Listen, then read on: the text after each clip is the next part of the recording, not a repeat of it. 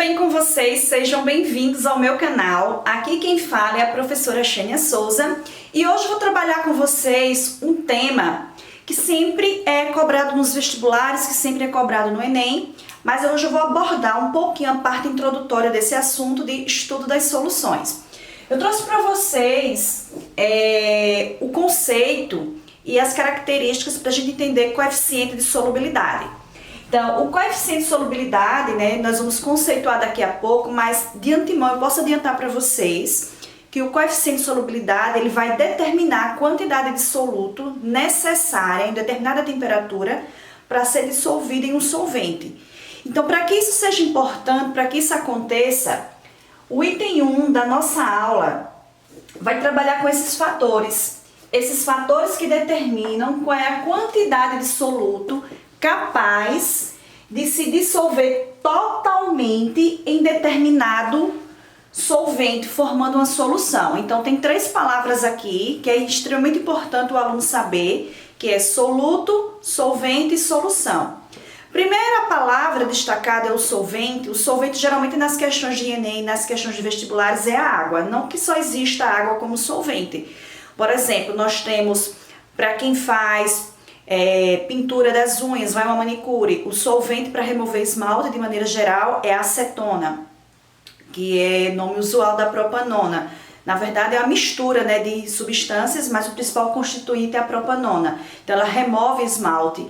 E existem vários outros solventes, dependendo da polaridade da substância. No entanto, pessoal, como a maioria das questões do Enem, dos vestibulares, trabalha com a água como solvente, então a gente vai pensar no solvente, água, e todas as substâncias que vão ser adicionadas ao solvente e vão dissolver-se bem na água, a gente vai chamar de soluto. Então, a segunda palavra destacada aqui é soluto. O soluto vai ser aquela substância química que a gente vai adicionar ao solvente em uma determinada temperatura destacada, que vai ser dissolvido totalmente no solvente. E aí a gente vai pensar nesses fatores, porque não é só pegar aquelas substâncias que têm afinidade e colocar uma junto com a outra e já vão se misturar. Existem alguns critérios, são esses fatores que a gente vai ver necessário para que isso aconteça. Então, quem são esses fatores que são determinantes no momento em que um soluto for adicionado a um solvente para formar a minha solução, para formar a minha mistura homogênea, com aspecto visual único, com uma única fase?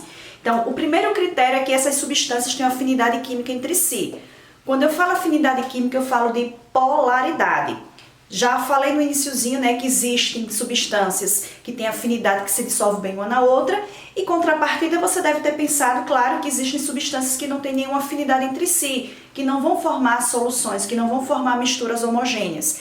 Então a gente vai pensar se essas substâncias têm afinidade química entre si, ou seja, se elas são polares ou apresentam uma boa polaridade, ou se elas são apolares, ou seja, baixa polaridade. Como eu falei da água, a água é a molécula mais famosinha, então a água é a molécula polar. Tudo que se dissolve na água ou vai ser polar ou vai ter uma boa polaridade. Em contrapartida, as substâncias químicas que não têm afinidade pela água, apresentam baixa polaridade, vão formar misturas heterogêneas. Aí nesse caso não vão se encaixar inicialmente na proposta do assunto. Porque quando a gente fala de estudo das soluções, a gente fala de misturas homogêneas. Então, o primeiro critério, exatamente nesse critério, ele fala da afinidade química entre as substâncias. Ou as substâncias apresentam a mesma polaridade ou polaridades semelhantes. Esse é o primeiro fator. O segundo fator que a gente tem que analisar é a quantidade de solvente. Por quê? Porque a quantidade de solvente, ela vai orientar qual é a quantidade máxima de soluto necessário para ser dissolvido nesse solvente. Não adianta você colocar, por exemplo, muito sal de cozinha numa pequena quantidade de água. Não adianta você colocar muito açúcar numa pequena quantidade de água. Então, existe um limite, justamente, de água, que geralmente é o solvente trabalhado, necessário para dissolver o nosso soluto. Então, o segundo critério, o segundo fator, é exatamente essa quantidade de solvente necessário para dissolver o soluto. E o terceiro fator que eu acho extremamente importante, principalmente, pessoal, quando a gente pensa nas questões de físico-química, na maior parte das questões de assuntos voltados no segundo ano do ensino médio, da maioria dos colégios trabalha assim no segundo ano, é a temperatura, esse parâmetro físico-químico. A temperatura ela é extremamente importante no desenvolver desse tipo de questão. Por quê? Porque a gente vai trabalhar com solubilidade. Então existem soluções que ao aumentar a temperatura, aumenta-se a solubilidade. Em contrapartida, existem soluções que se você diminuir a temperatura, a solubilidade diminui. Então vai depender muito do tipo de solução que você tem. Então a temperatura é um parâmetro físico-químico extremamente importante no momento de você avaliar a solubilidade da tua solução. Ó, galera, esses 3 fatores que eu comentei, né? Comentei a respeito de quê? Comentei a respeito da afinidade química entre as substâncias, que está relacionada à polaridade. Segundo fator é a quantidade de solvente necessária para dissolver aquele soluto que você está trabalhando na formação da sua solução, da sua mistura homogênea. E o terceiro fator, extremamente importante, é a temperatura. O aluno, quando ele for responder questões, ele tem que ter a capacidade de identificar a temperatura no contexto da questão. Sempre no enunciado da questão, ou se a questão não dá no enunciado, ela dá essa informação em uma tabela, para que você identifique a temperatura a ser trabalhada. Então, o terceiro fator é a temperatura. Depois desses fatores, nós vamos trabalhar agora com realmente o conceito de solubilidade para que a gente tenha condições de desenvolver uma questão e ver na prática como isso é cobrado numa questão. Então vamos lá para justamente o conceito de coeficiente de solubilidade. Então, pensando no conceito de coeficiente de solubilidade, nós vamos identificar inicialmente qual é a variável, quais variáveis as questões costumam utilizar. Eu, particularmente, prefiro utilizar CS, que são as 2 iniciais da palavra coeficiente, letra C, S de solubilidade. Mas eu já trabalhei com questões que utiliza apenas a letra S, que é a inicial de solubilidade, ou K, pensando numa constante. Porque, de maneira geral, pessoal, quando a gente tem uma determinada solução, que a gente identifica a temperatura a qual essa solução está sendo preparada ou está submetida, esse valor esse valor do solvente que é dissolvido esse valor do soluto que é dissolvido no solvente formando a solução, aquela temperatura é um valor fixo, é um valor constante. Então, muitos assuntos de química acabam trabalhando a letra K como constante. Então, a letra K representa uma constante. E o coeficiente de solubilidade, ele pode variar a cada temperatura é um valor diferente, mas naquela temperatura ele não muda, ele é constante. Então, acaba utilizando a letra K de constante. Então, vocês podem encontrar no contexto da questão a variável S, CS ou K. Como eu falei, eu acho mais viável para o aluno lembrar usar as 2 iniciais CS, C de coeficiente e S de solubilidade. Gente, e o que é esse coeficiente de solubilidade? Porque na parte introdutória do assunto, quando eu falei dos fatores, eu falei de temperatura, falei de solvente, falei de soluto, falei de quantidade de solvente, falei de afinidade química. Então, o coeficiente de solubilidade, pensando no seu conceito, o que é o coeficiente de solubilidade? É a quantidade de soluto. Lembre que o soluto é tudo aquilo que você vai adicionar ao solvente, geralmente é água.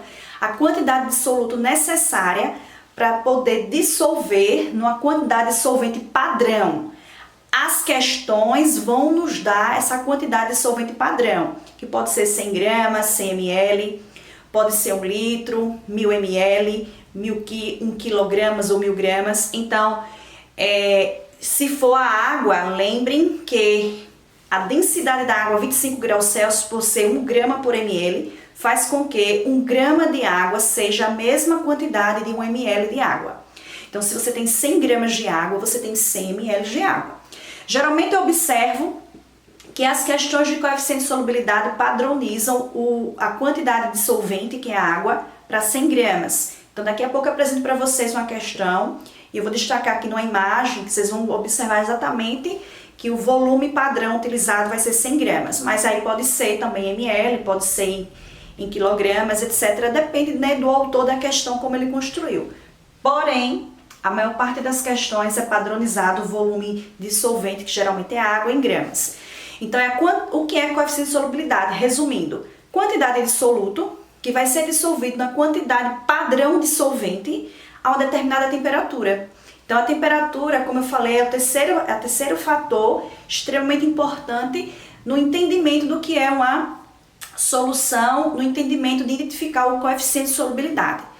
E para que serve isso? Porque nós vamos ter questões, podemos ter questões teóricas e podemos ter questões nós vamos trabalhar com cálculo. Esse assunto de coeficiente de solubilidade, a gente não tem fórmula, a gente trabalha com regra de 3 quando tem algum cálculo, porque geralmente a questão vai fazer o seguinte com você. Ela vai dar um enunciado, e no enunciado ela vai trabalhar com gráfico, na maior parte das questões é um gráfico, onde no eixo do Y vai ter o coeficiente de solubilidade, que é a quantidade em gramas do soluto por 100 gramas de solvente, por exemplo, água.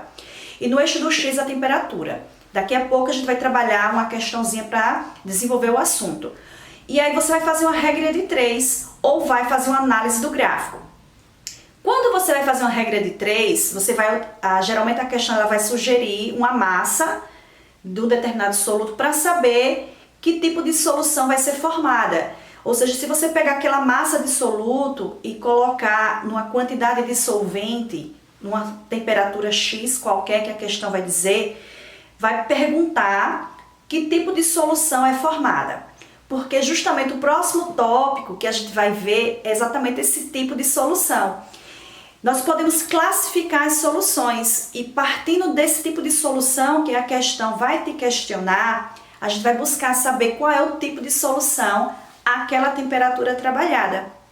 Então as questões elas podem envolver a parte conceitual de classificação de solução, classificação de mistura, ou pode trabalhar com valores, onde você vai desenvolver uma regra de 3, vai montar sua regra de 3, sempre analisando o coeficiente de solubilidade dado na questão, ou numa tabela, ou no gráfico, ou no próprio enunciado, em função de uma determinada temperatura. Uma outra coisa, as temperaturas ou o valor de temperatura trabalhado nas questões em graus Celsius. Em estudo das soluções, a gente não trabalha, pode até a questão vir, mas nunca trabalhei uma questão dessa maneira. Sempre a temperatura em graus Celsius, tá? A escala absoluta, a escala Kelvin, vocês vão ver sempre em estudo das soluções gasosas. Mas em estudo das soluções aquosas, que é o tema a ser trabalhado, nós vamos trabalhar em graus Celsius. Então, como eu falei, né, que a proposta da questão ela pode ser classificação de solução ou então trabalhar com quantidades, que a gente vai inferir uma regra de 3, é justamente isso que a gente vai falar agora. Então, nós vamos falar de classificação de soluções e trazer um pouquinho de tudo que a gente vem falando, né, no desenvolvimento de uma questão. Como é que isso é cobrado numa questão no Enem, como é que isso é cobrado na questão do vestibular. Então, vamos lá. Bem, pessoal, como eu falei para vocês, né, nós vamos ver agora a classificação das soluções para a gente poder propor uma questão identificando como calcular, né, como classificar a solução, como calcular a quantidade de soluto que é possível dissolver uma determinada quantidade de solvente naquela temperatura a ser trabalhada. Então, pensando na classificação das soluções, existem dois critérios de classificação. Primeiro, quanto ao solvente e segundo, para a gente praticar na questão quanto ao soluto. Quanto ao solvente, nós podemos ter soluções diluídas ou soluções concentradas. Neste caso, a gente sabe que a maior parte das questões do solvente é a água, então a gente vai pensar, se eu tenho uma solução e eu adiciono muita água, de maneira que vai justamente, né, diluir a minha solução, a quantidade de solvente superior à quantidade necessária, então a gente vai classificar aquela solução como diluída. Nós vamos ter questões do Enem, questões de vestibulares tradicionais, tá? Para a gente treinar no futuro como calcular a concentração de soluções diluídas ou quanto calcular o volume adicionado para que a gente possa identificar a diluição.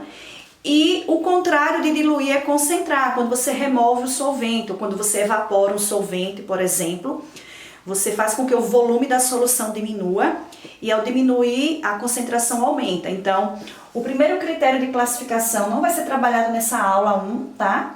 Quanto ao solvente, vai ser trabalhado em outra proposta. E o que a gente vai desenvolver são questões teóricas e questões, né, de cálculo, pensando nesse segundo critério, quanto ao soluto. Quanto ao soluto, nós podemos ter 3 tipos de soluções. Lembre que na parte introdutória eu falei dos fatores e a temperatura é um parâmetro que a gente deve considerar. Então, sempre quando a gente classifica, né, a gente sempre vai identificar essa temperatura. E aí, em determinada temperatura, nós podemos ter 3 tipos de soluções. Nós podemos ter uma solução insaturada.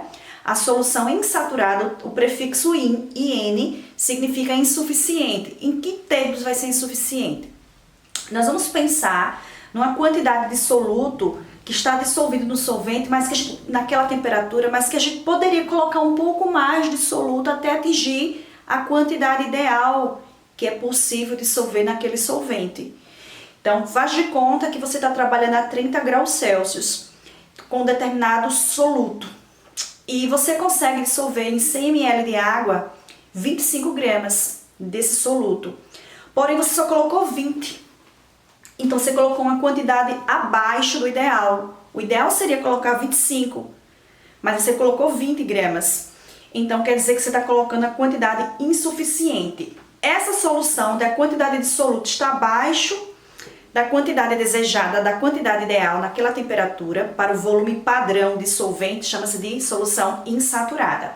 É o primeiro tipo, tá, de solução no processo de classificação quanto ao soluto.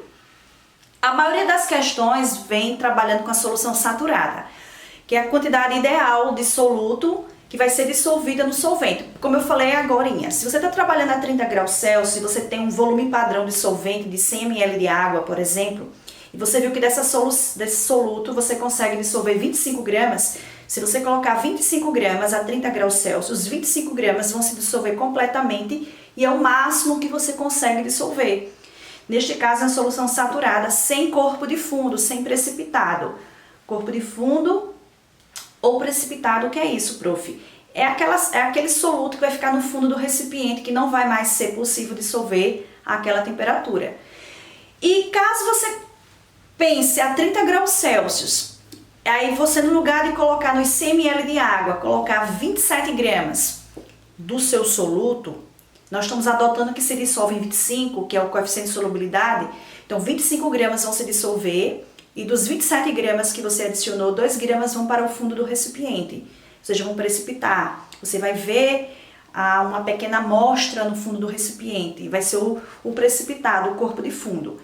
E existe ainda, além da solução saturada com corpo de fundo e sem corpo de fundo, existe um terceiro tipo de solução quanto ao soluto, que é a solução supersaturada. Super significa acima da quantidade ideal. Só que para diferenciar da supersaturada com corpo de fundo, da saturada com corpo de fundo, a supersaturada, ela tem uma quantidade acima, só que a questão ela vai destacar uma variação, a instabilidade, uma variação de temperatura.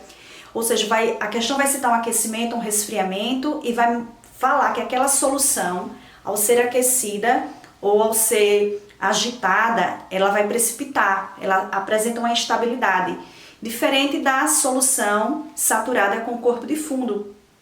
Ela você já vai ver o corpo de fundo e a maior parte dela já está, a maior parte do soluto já está dissolvido, é uma solução estável, você vai ver o corpo de fundo caso ele tenha um excesso. Já a super não, você colocou a quantidade a mais, ela dissolveu totalmente, só que se você agitar, se você aquecer ou resfriar, qualquer coisa que mexa na solução, por ela ser instável, ela vai diretamente precipitar. Então, essa solução é a supersaturada, ela vai ser destacada com uma variação de temperatura, com uma certa instabilidade.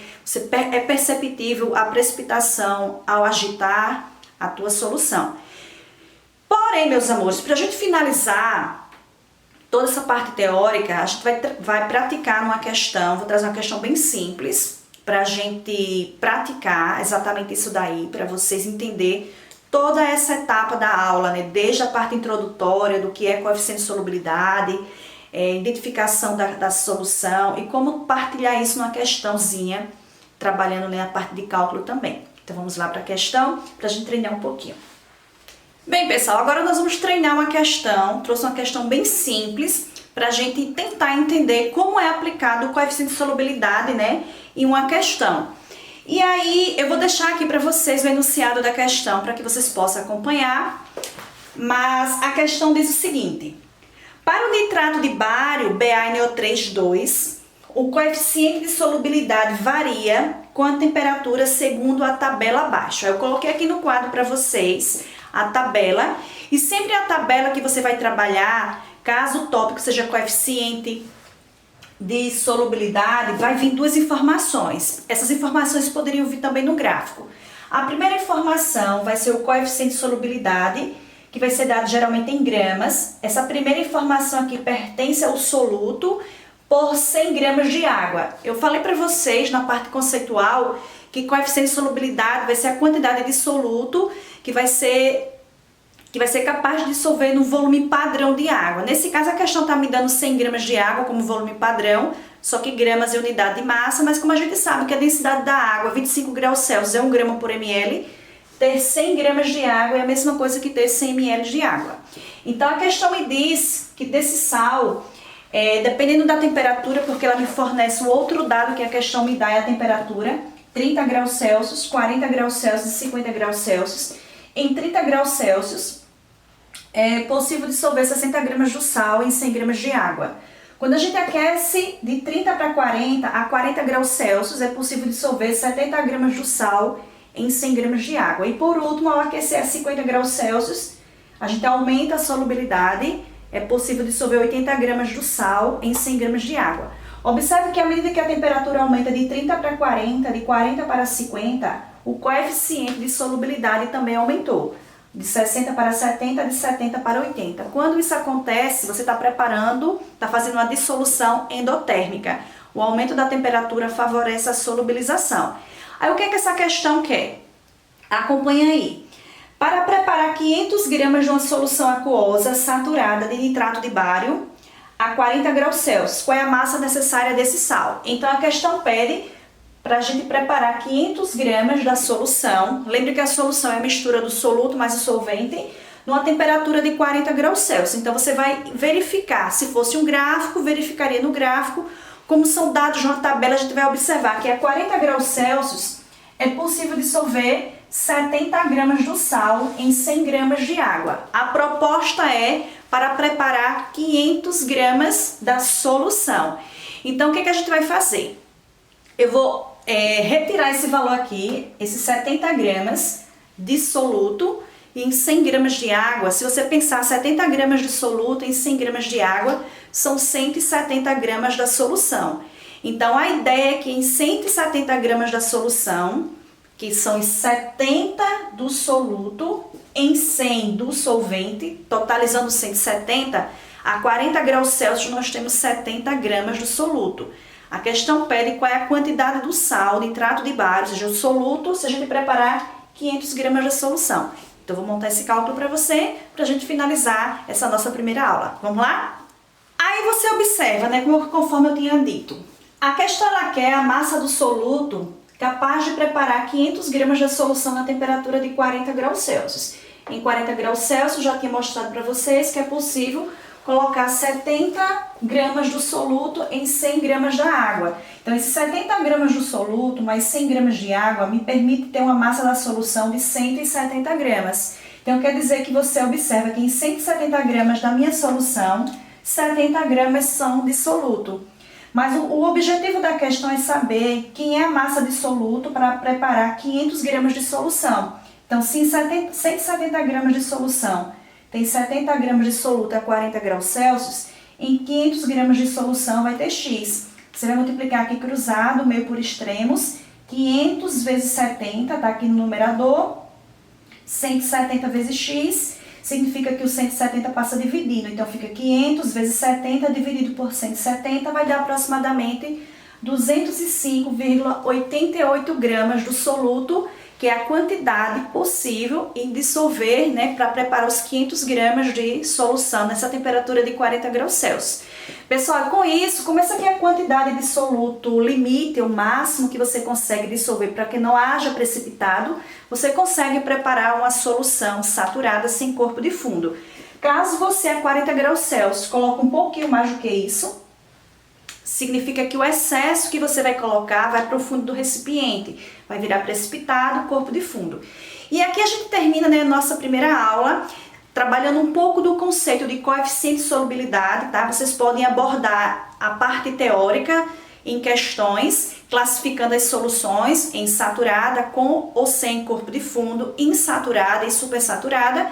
Podem trabalhar também com a questão desenvolvendo um cálculo, geralmente é uma regra de 3, que depende da análise ou de dados no enunciado fornecidos no gráfico ou na tabela. Espero que vocês tenham gostado da nossa aula.